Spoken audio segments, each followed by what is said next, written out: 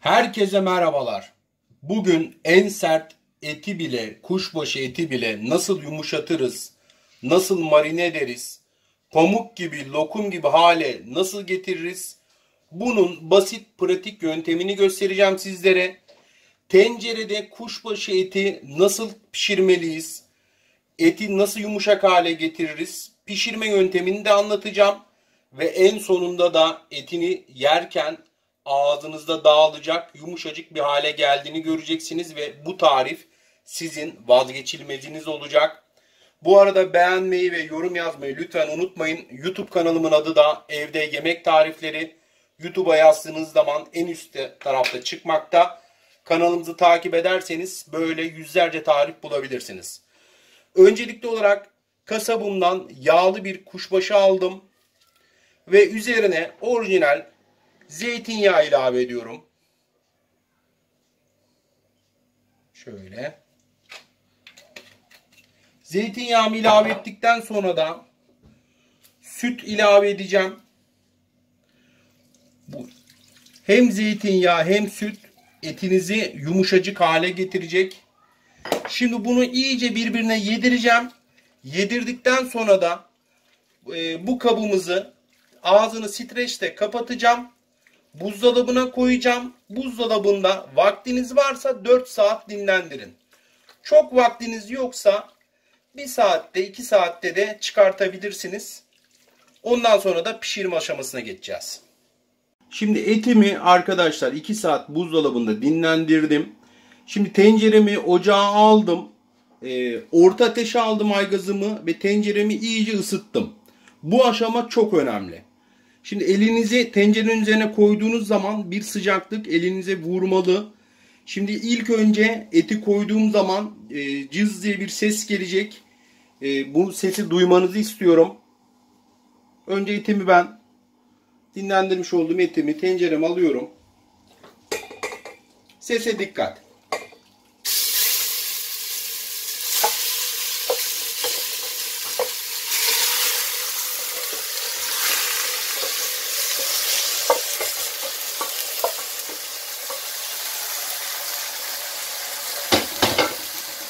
Bu sesi özellikle duymanızı istedim.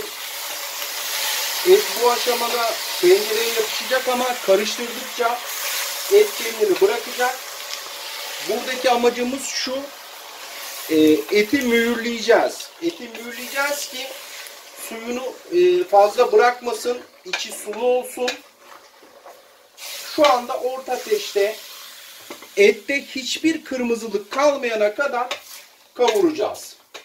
Ocağımız orta ateşte. Eti sürekli böyle karıştıracağız. Bakın ses gitti. Et kendini bıraktı. Sosunu da yaptığımız için çok daha da yumuşak olacak zaten. Lokum gibi, pamuk gibi bir et elde etmek istiyorsanız bu aşamaları dikkatli dinleyin. Ocağımız orta ateşte. Etimizde hiçbir kırmızılık kalmayana kadar orta ateşte bunu bu şekilde pişireceğiz.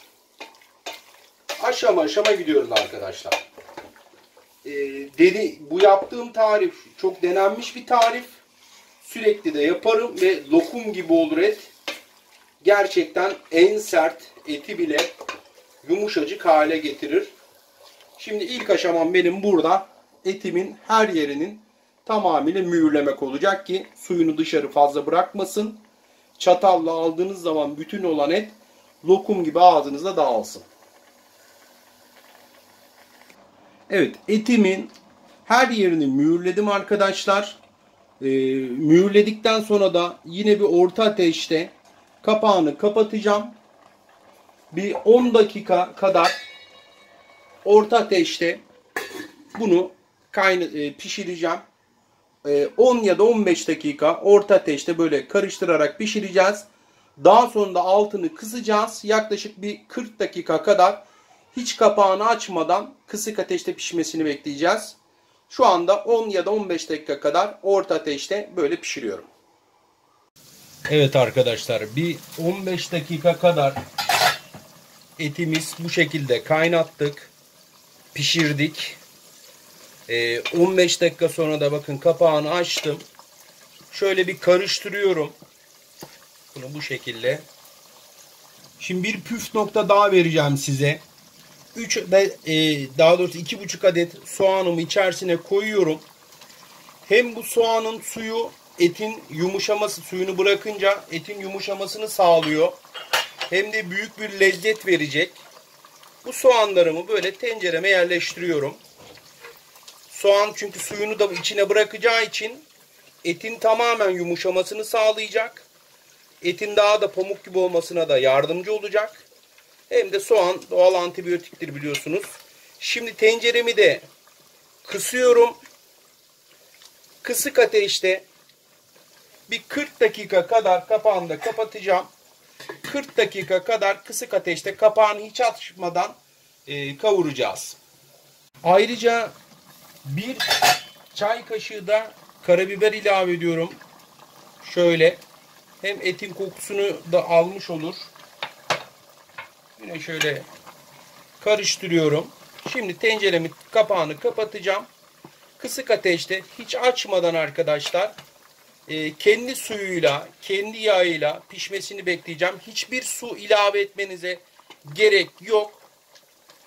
Bu şekilde zaten videonun sonunda göreceksiniz. Sürekli yaptığım bir tarif bu. Pamuk gibi, lokum gibi ağzınıza dağılacak. Soğanın suyu da çünkü inanılmaz derecede yumuşatacak eti.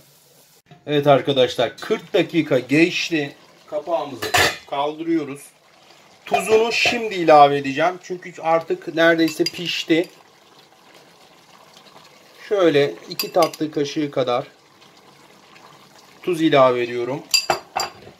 Bunu güzelce karıştırıyorum. Bakın suyunu da iyice bırakmıştı. Suyunu da çekti. Çok az bir suyu kalmış. Ama ben o suyu da çekmesini istediğim için biraz daha bekleteceğim. Süresini zaten size söyleyeceğim. Bakın gayet nefis gözüküyor. Kapağımı kapatıyorum. Altı yine kısık ateşte. İyice o cızırtı sesini duyana kadar bekleyeceğim. Evet arkadaşlar şimdi sunum kısmına geldik. Biz kavurmamızın yanına nefis bir mantarlı domatesli bulgur pilavı yaptık. Şimdi önce bulgur pilavımızı tabağımıza alacağız. Yanına da nefis pamuk gibi kavurmamızı koyacağız. Bakın artık kavurmamız da artık hazır hale geldi. Et suyunu da iyice çekti. Kendi suyuyla pişirdik. Ek su koymadık kesinlikle. Ve pamuk gibi de oldu. Bakın yerken böyle ağzınızda dağılacak. Nefis kavurmamız hazır. Şimdi lezzetine, tadına da bakacağız. Şimdi en güzel zamana, tadım kısmına da geldik. Evet arkadaşlar bir de şöyle etimizin yumuşaklığını da size göstermek istiyorum. Bakın Bismillahirrahmanirrahim. Görüyor musunuz arkadaşlar? Şöyle. Hemen yanındaki etimiz de şöyle. Bakın. Tel tel ayrılıyor. Şöyle de göstereyim. Bakın. Yumuşacık oldu. Tel tel ayrılıyor. Kendi suyuyla pişti. Suyunu da kendi suyunu da içerisine emdi. Önceden mühürlediğimiz için suyunu da çok fazla da bırakmadı. Harika gözüküyor. Afiyetle yemek kaldı sıraya. Şimdi en güzel zamana, tadım kısmına da geldik. En güzel zamana, tadım kısmına geldik arkadaşlar. Gerçekten bu tarifime göre kavurma yaparsanız lokum gibi, pamuk gibi ağızda dağılan nefis bir et yiyeceksiniz. Ve en sert etleriniz bile yumuşacık olacak. Harika olacak. Bakın her dokunduğum et pamuk gibi ayrılıyor. Gerçekten mükemmel. Bir tane de sizin için tadacağım. Bismillahirrahmanirrahim. Lokum gibi olmuş. Eğer yumuşacık et yemek istiyorsanız, lokum et yemek istiyorsanız bu sos tarifimi ve bu pişirme tekniğimi kullanın. Deneyenler de yoruma yazsın. İddia ediyorum yapabileceğiniz en pamuk gibi et bu şekilde. Hepinize afiyet olsun diyorum. Beğenmeyi, yorum yazmayı ve yukarıdan sadece bir saniye ayırıp Takip edip ailemize katılmayı unutmayın. Görüşmek üzere. Biz her gün buradayız.